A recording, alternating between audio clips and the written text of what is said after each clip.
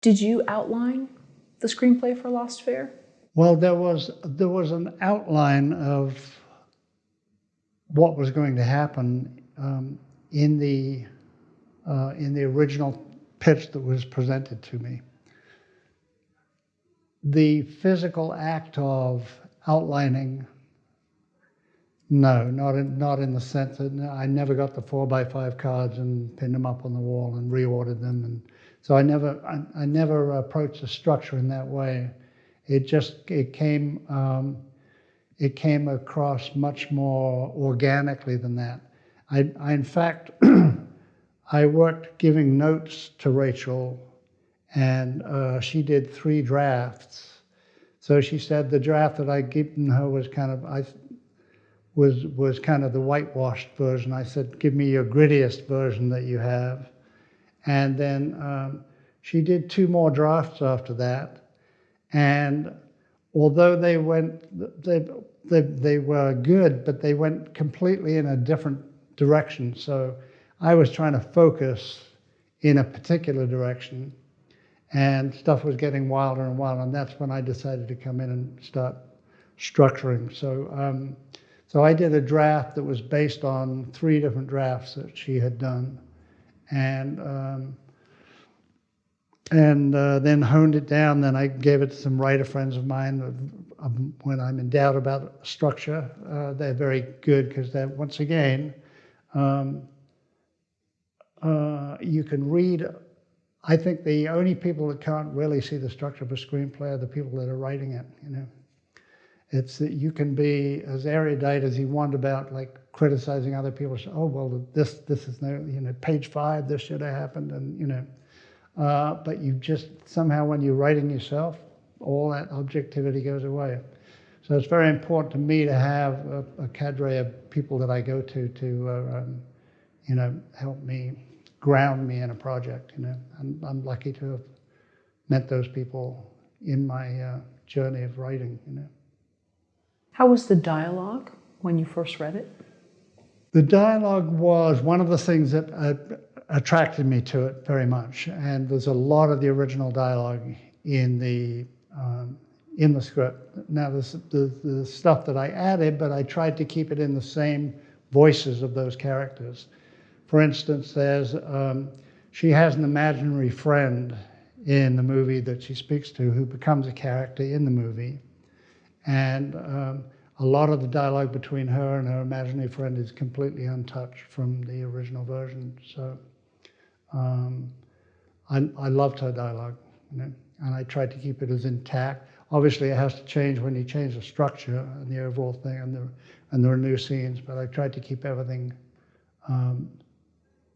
as original as possible, because once again, when I read that pitch, that's the freshest and best it's ever going to be, you know.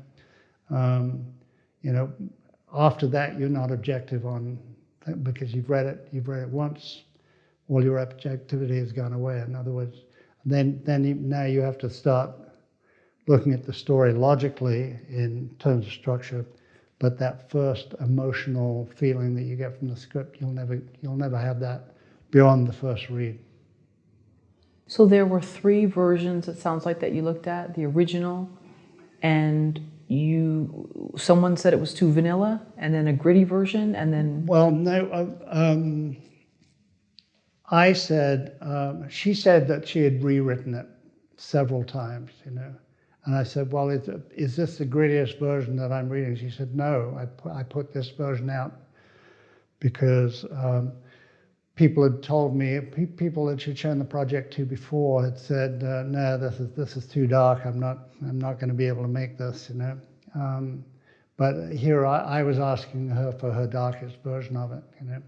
And it's the darkness combined with the light and metaphysical that I found so interesting about the project, because it's very dark and very hopeful at the same time. So. Do you think if you hadn't been studying, you said Western, so not Buddha, I'm sorry. Esoteric philosophy. Okay. I say that Because then it's not religious. Okay, oh, sure. Non-denominational, yeah. Right, non-denominational. If you hadn't been studying these different types of philosophy, would you be attracted to something that would be maybe considered very dark by some viewers? I probably would have veered away from it, I would think. And I think it's only, but you know, that whole training in that particular discipline is life-changing anyway, so who knows who I would have been as a person without having done that, you know.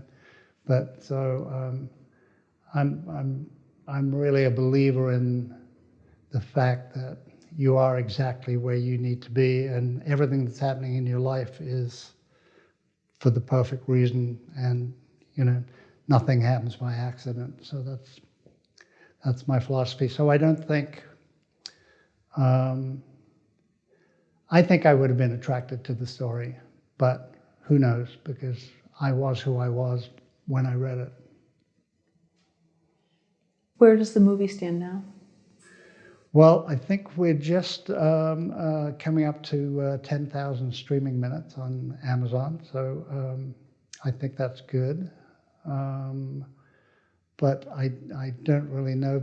Our distributors they're great. They've got us into a lot of different places, but they don't give me a lot of information about on a daily basis how it's doing. But they'll send me Amazon things on a monthly basis, so I can see how it's performing. But I don't have any other information about any of the other platforms that it's running on, because it's on about 6 different platforms. So I would say the movie's doing really well, you know. And Indie Rights, who is our producer, they're very happy with the movie. It's their best grossing movie on Amazon. So I think the movie's doing well. What's been the feedback from like the verified rentals, or I don't know if... Just really that Amazon number, that 10 million streaming minutes. I don't know what that means in terms of how many people watch the movie. I know you get paid by the minute that it's streamed. Mm-hmm. So, and the pay scale changes. If you do well and your numbers are up, you get paid more on the next month or so, you know, or 3 months.